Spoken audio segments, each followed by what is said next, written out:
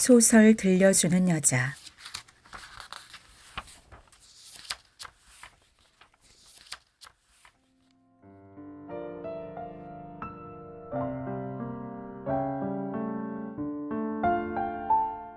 산골. 김유정.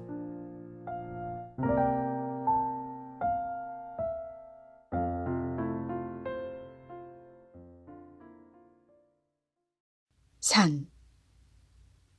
머리 위에서 굽어보던 해님이 서쪽으로 기울어 나무에 긴 꼬리가 달렸건만 나물 뜯을 생각은 않고 이쁜이는 늙은 잣나무 허리에 등을 비겨대고 먼 하늘만 이렇게 하염없이 바라보고 섰다. 하늘은 맑게 개고 이쪽 저쪽으로 뭉글뭉글 피어오른 흰 꽃송이는 곱게도 움직인다. 저것도 구름인지 학들은 쌍쌍이 짝을 짓고 그 새로 날아들며 끼리끼리 어르는 소리가 이 수풍까지 멀리 흘러내린다. 갖가지 나무들은 사방에 잎이 우겁고 땡볕에 그 잎을 펴들고 너훌너훌 바람과 아울러 산골의 향기를 자랑한다. 그 공중에는 나는 꾀꼬리가 어여쁘고 노란 날개를 팔딱이고 이가지 저가지로 올마앉으며 흥에 겨운 행복을 노래 부른다. 고이, 고이, 고이. 요렇게 아양스레 노래도 부르고 담배 먹고 꼴배어. 맞은 쪽 저 바위 밑은 필시 호랑님의 드나드는 굴일이라. 음침한 그 위에는 가시덤불 달의 넝쿨이 어지러이 엉키어 지붕이 되어 있고 이것도 돌이랄지 연녹색 털북송이는 올망졸망 놓였고 그리고 오늘도 어김없이 뻐꾸기는 나라와 그 잔등에 다리를 머무르며 뻐꾹 뻐꾹 뻑뻑꾹. 어느덧 이쁜이는 눈시울에 구슬방울이 맺히기 시작한다. 그리고 나물바구니가 툭 하고 땅에 떨어지자 두 손에 펴든 치마폭으로 그새 얼굴을 폭 가리고는 이쁜이는 흐르흐르 마냥 느끼며 울고 섰다. 이제야 후회 나누니 도련님 공부하러 서울로 떠나실 때 저도 간다고 왜 좀 더 붙들고 늘어지지 못했던가. 생각하면 할수록 가슴만 미어질 노릇이다. 그러나 마님의 눈을 끼어 자그만 보따리를 옆에 끼고 산속으로 20리나 넘어 따라갔던 이쁜이가 아니었던가. 과연 이쁜이는 산등을 질러갔고 으슥한 고갯마루에서 기다리고 섰다가 넘어오시는 도련님의 손목을 꼭 붙잡고 난 안 데려가지요 하고 애원 못한 것도 아니니 공연스레 눈물부터 앞을 가렸고 도련님이 놀라며 너 왜 오니? 여름에 꼭 온다니까 어여 들어가라 하고 역정을 내심에는 고만 두려웠으나 그래도 날 데려가라고 그 몸에 매달리니 도련님은 얼마를 벙벙이 그냥 섰다가 울지 마라 이쁘나. 그럼 내 서울가 자리나 잡거든 널 데려가마 하고 등을 두드리며 달랠째 만일 이 말에 이쁜이가 솔깃하여 꼭 고지 듣지만 않았던들 도련님의 그 손을 안타까이 놓지는 않았던 걸. 정말 꼭 데려가지유. 그럼 한 달 후이면 꼭 데려가마. 난 그럼 기다릴 테야유. 그리고 아침 햇발에 비끼는 도련님의 옷자락이 산등으로 꼬불꼬불 저 멀리 사라지고 아주 보이지 않을 때까지 이쁜이는 남이 볼까 하여 피어 흩어진 개나리 속에 몸을 숨기고 치마끈을 입에 물고는 눈물로 배웅하였던 것이 아니런가. 이렇게도 철석같이 다짐은 두고 가시더니 그 한 달이란 대체 얼마나 되는 건지 몇 한 달이 거듭 지나고 돌도 넘었으련만 도련님은 이렇다 소식 하나 전할 줄조차 모르신다. 실토로 터놓고 말하자면 늙은이 잣나무 아래에서 도련님과 맨 처음 눈이 맞을 때 이쁜이가 먼저 그러자고 한 것도 아니련만 이쁜 어머니가 마님댁 시종이고 보면 그딸 이쁜이는 잘 따져야 씨의 시종이니 하잘 것 없는 계집애건을 이쁜이는 제 몸이 이럼을 알고 시내에서 홀로 빨래를 할 째면 도련님이 가끔 덤벼들어 이게 장난이겠지. 품에 꼭 껴안고 뺨을 깨물어 뜯는 그 꼴이 숭글숭글하고 밉진 않았으나 그러나 이쁜이는 감히 그런 생각을 먹어본 적이 없었다. 그날도 마님이 구미가 제치셨다고 얘 이쁘나 나물 좀 뜯어온 하실 때 이쁜이는 퍽이나 반가웠고 아침밥도 몇 술로 건날리고 바구니를 동무 삼아 집을 나섰으니 나이 아직 16이라 마님에게 귀염을 받는 것이 다만 좋았고 칠칠한 나무를 뜯어드리고자 한사코 이 험한 산속으로 기어올랐다. 풀잎의 이슬은 아직 다 마르지 않았고 바위 틈바구니에 흩어진 잔디에는 커다란 구렁이가 또아리를 틀고서 떡모구리한 놈을 우물거리고 있는 중임에 이쁜이는 새근새근 가쁜 숨을 쉬어가며 그걸 가만히 들여다보고 섰다가 바로 발 앞에 도라지 순이 있음을 발견하고 꼬챙이로 막 캐려 할 즈음 등 뒤에서 뜻밖의 발자국 소리가 들리는 것이 아닌가. 깜짝 놀라며 고개를 돌려보니 언제 어디로 따라왔던가. 도련님은 물풀의 나무 토막을 한 손에 지팡이로 짚고 붉은 얼굴이 땀바가지가 되어 씩씩거리며 그리고 싱글싱글 웃고 섰다. 그 모양이 하도 수상하여 이쁜이는 눈을 동그랗게 뜨고 바라보니 도련님은 좀 명구쩍은지 낯을 모로 돌리며 그러나 여일이 싱글싱글 웃으며 배심 유한 소리가 난 지팡이 거꾸로 왔다. 그렇지만은 이쁜이는 며칠 전 마님이 불러 세우고 너 도련님하고 같이 다니면 매 맞는다 하시던 그 꾸지람을 얼뜬 생각하고 왜 따라왔지유? 많이 마시면 남 매 맞으라고? 하고 안팡스레 쏘았으나 도련님은 귓등으로 듣는지 그래도 여전히 싱글거리며 배심 유한 소리로 난 지팡이 거꾸로 왔다. 그제서는 이쁜이는 성을 안 낼 수가 없고 마님께 나 매 맞아도 난 몰라. 혼잣말로 이렇게 되알지게 쫑알거리고 너야 가든 말든 하라는 듯이 고개를 돌려 아까의 도라지를 다시 캐자 놓으라니 도련님은 무턱대고 그냥 와락 달려들어. 너 맞는 거 나는 알지. 이쁜이를 뒤로 꼭 붙들고 땀이 쪽 흐른 그 뺨을 또 잔뜩 깨물고는 놓질 않는다.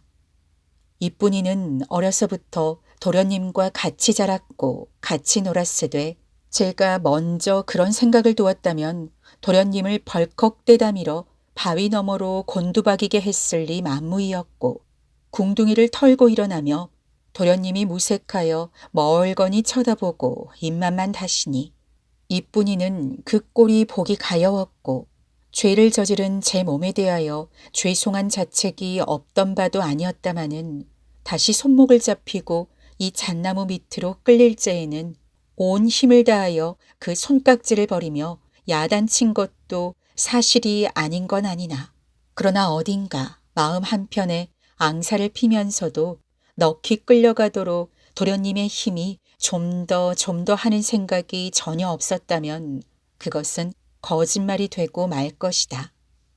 물론 이쁜이가 얼굴이 빨개지며 앙큼스러운 생각을 먹은 것은 바로 이때였고 난 몰라. 마님께 여쭐 터이야. 나 몰라.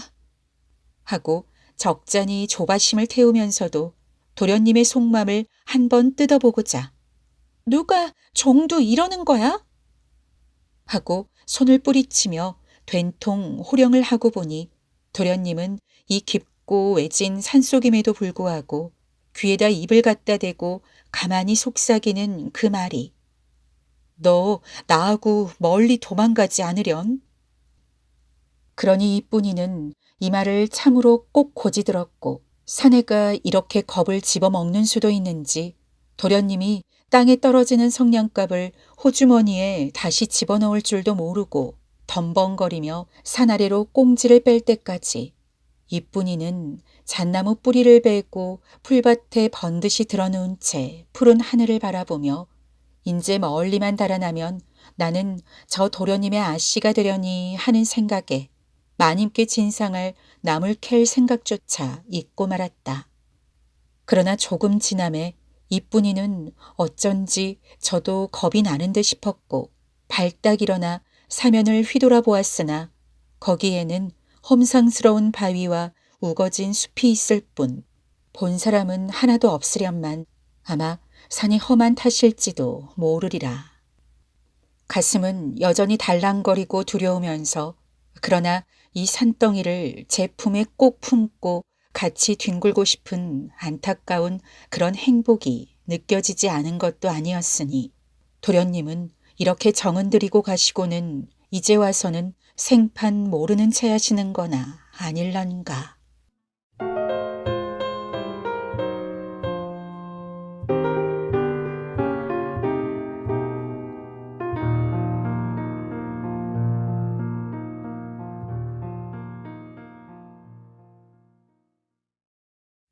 마을.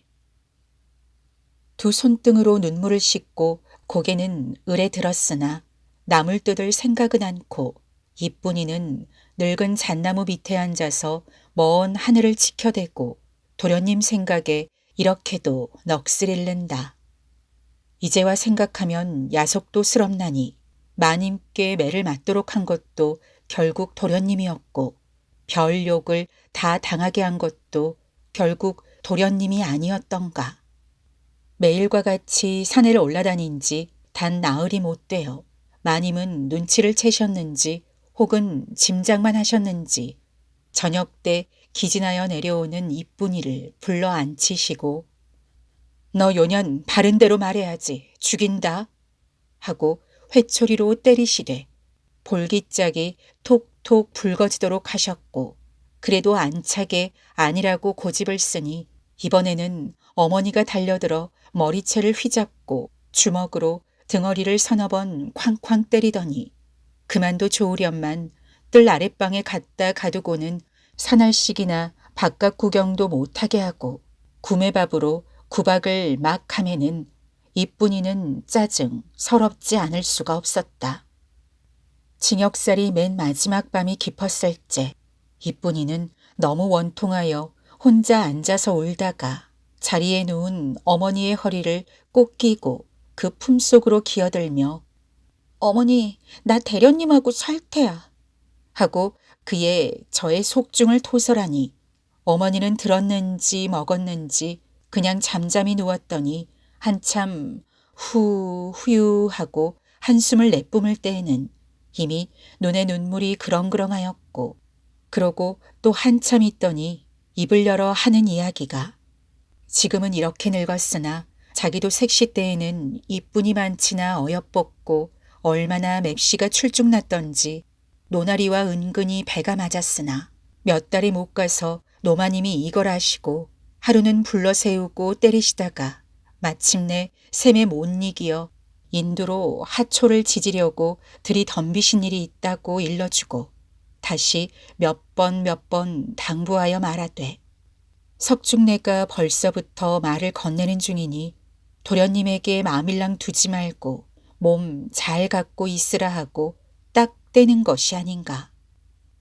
하기야 이뿐이가 무남 동녀의 귀여운 외딸이 아니었던들 사흘 후에도 바깥엔 나올 수 없었으려니와 비로소 대문을 나와 보니 그간 세상이 좀 넓어진 것 같고 마치 우리를 벗어난 짐승과 같이 몸에 가뜩함을 느꼈고 흉측스러운 산으로 뺑뺑 둘러싼 이 산골에서 벗어나 넓은 버덩으로 나간다면 기쁘기가 이보다 좀 더하리라 생각도 하여 보고 어머니의 영대로 고추밭을 매러 개울길로 내려가려니까 왼편 수퐁 속에서 도련님이 불쑥 튀어나오며 또 붙들고 산에 안 갈 테냐고 대구, 보챈다.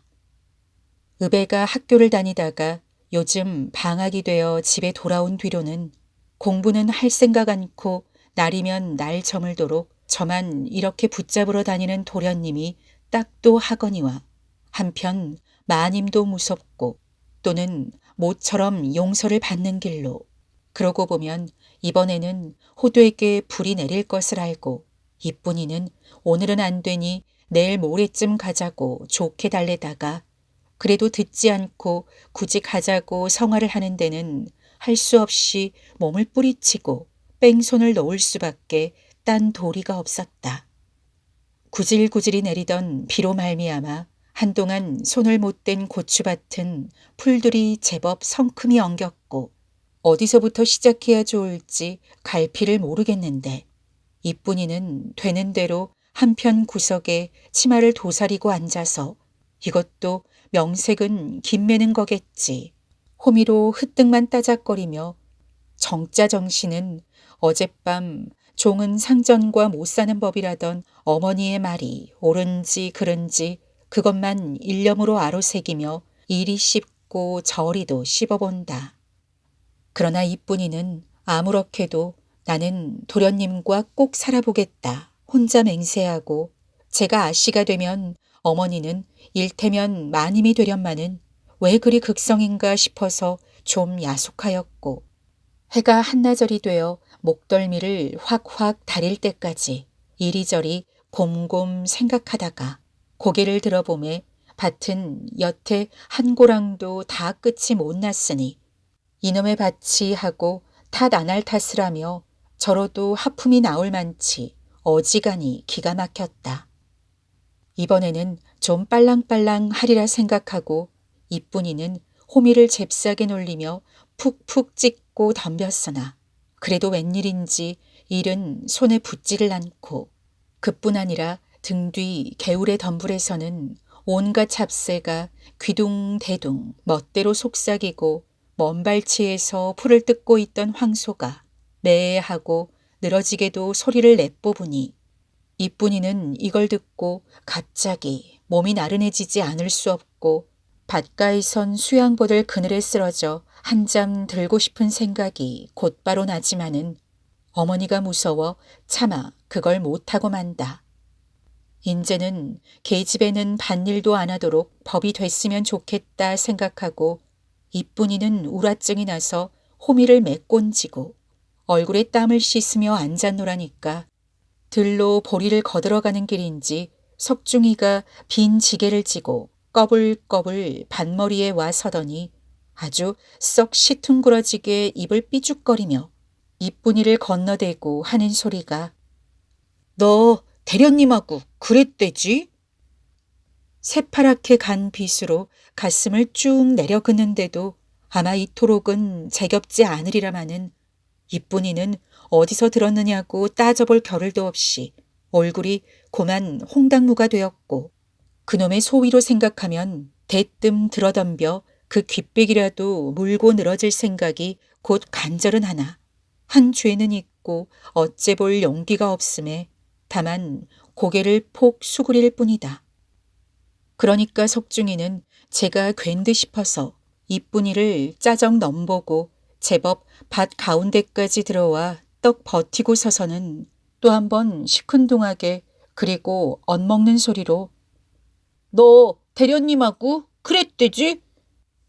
전일 같으면 제가 이쁜이에게 지게막대기로 볼기 맞을 생각도 않고 감히 이따위 버르장머리는 하기커녕 저의 아버지 장사하는 원두막에서 몰래 참외를 따가지고 와서 얘 이쁜아 너 이거 먹어라 하다가 난 네가 주는 건 안 먹을 테야 하고 몇 번 내뱉음에도 꿀지 않고 굳이 먹으라고 또 맡김으로 이쁜이가 마지 못하는 체하고 받아들이고는 물론 치마폭에 흙은 싹싹 문대고 나서 깨물고 앉았노라면 아무쪼록 이쁜이 맘에 잘 들도록 호미를 대신 손에 잡기가 무섭게 는실난실 김을 매주었고 그리고 가끔 이쁜이를 웃겨주기 위하여 그것도 재주라고 밭고랑에서 잘 봐야 곰 같은 몸뚱이로 이리 뒹굴고 저리 뒹굴고 하였다. 석중 아버지는 이놈이 또 어디로 내뺐구나 하고 찾아다니다 여길 와보니 매라는 제 밭은 안 메고 남 계집의 밭에 들어와서 대체 이게 무슨 노름인지 입꼬리고 봄에 기가 막힐 뿐더러 터지려는 웃음을 억지로 참고 노여운 낯을 지어가며 너 이놈아, 네 밭은 안 메고 남의 밭에 들어와 그게 뭐냐? 하고 꾸중을 하였지만은 석중이가 깜짝 놀라서 돌아다보다 고만 멀수룩하여 궁둥이의 흙을 털고 일어서며 이쁜이 밭 좀 매주러 왔지 뭘 그래?